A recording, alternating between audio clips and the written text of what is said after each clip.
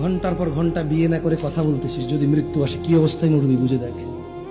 ছোট ভাই আমার, ভাবির পিছে যে ঘুরতেছিস, ওর রুমে যে ঢুকছিস, এই অবস্থা যদি মরে যাস কি হিসাবে মরবি ভেবে দেখ। ছোট ভাই আমার, এখানে সেখানে নির্জনতা খুঁজে বেড়াস প্রেমিকাকে নিয়ে, কি অবস্থায় মরবি বুঝে দেখ। বোন আমার, হাজবেন্ড ডিউটিতে গিয়েছে অথবা বিদেশে আছে, তুমি অন্য পুরুষের সাথে সময় কাটাতে তোমার ভালো লাগে, বুঝে দেখো যদি মালাকুল মাউত মৃত্যুর ফেরেশতা আসে, তোমার ওই ফজর পড়া, ওই জোহর পড়া, ওই তোমার হজ করা, ওই তোমার সদকা করা, ওই তোমার দাড়ি রাখা, ওই তোমার টাকনুর উপরে প্যান্ট পরা, ওই তোমার কোরআন মুখস্থ করা, ও তোমার কোরআন তেলাওয়াত করা, ও তোমার এরকম ওয়াজের খরচ চালানো, সাদাকা করা, ইয়েতিম খাওয়ানো, ভালো কাজ করা, মা বাপের সেবা করা, বুঝে দেখো যদি তুমি জানা অবস্থায় মৃত্যুবরণ করো, মূলত তোমার ওই সময়টা ইমানই থাকে না। কি থাকে না? না থাকলে কি থাকে মানুষ?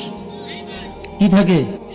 বে মানে হীন, ইমান মানে ইমান, মানে ইমান ছাড়া একই কথা, মানে ইমান নাই, কি নাই? বুঝে দেখো, হিসাব খুব সহজ।